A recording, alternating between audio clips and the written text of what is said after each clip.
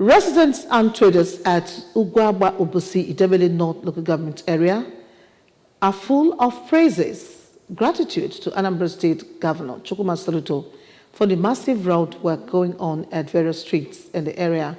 The roads, which are about 7.5 kilometers, include Rainbow Nell, Mbuka Amanato, Amesi, and St. Peter's routes, have received their fair share of drainage construction and laterite compartment. Again, Emengini Osadibe has the details. Speaking to the ABS, the chairman Ugwuagba Landlord Association, Chief Chiemere Ndoka, highlighted on the untold hardship the residents were passing through, recounting series of self-help efforts of the residents of the area to ensure that their area is accessible and motorable before the intervention of Governor Soludo, which, according to him, has given the people a sense of belonging. Chief Ndoka, who thanked Governor Soludo for answering the distress call of Ugwuagba people, prayed God to bless him.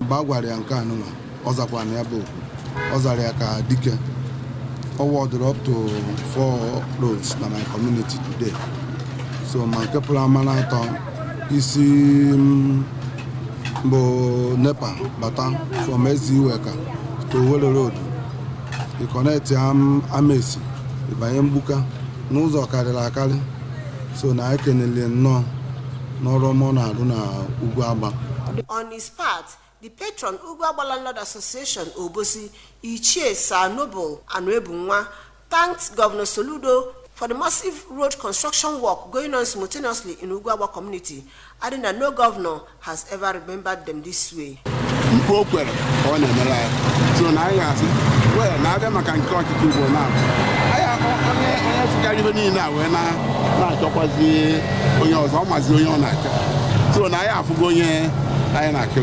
So now, okay, when you're on Aka, when I appreciate. In their separate interviews, the Vice Chairman Ugwuagba Landlord Association, Chief Emmanuel Uzechi, the Works Chairman of the community, Honorable Amechi Ebunono, and the Financial Secretary of the Association, Dr. Lawrence Maachebe, regretted that Ugwuagba community has been a gazetted layout by the government for the past 32 years without good roads, as no governor has ever visited them except Governor Soludo, which according to them resulted in constructing the roads. They maintained that work is going on smoothly on all the awarded roads, while commending the contractor handling the project for working according to specification and on steady pace. If I know you going to Narusi Kebono, I make a John Archibald first on and with the kind of wisdom Chukunyalia. Second time, some of the market women at the area, which include Mrs. Chiwendo Egutuyibom, Mrs. Catherine Nwigwe, and Mrs. Teresa Udalo, appreciated Governor Soludo for giving their roads facelift, while appreciating the chairman of the community, Chief Ndoka, who attracted government presence to their area and prayed God to bless him.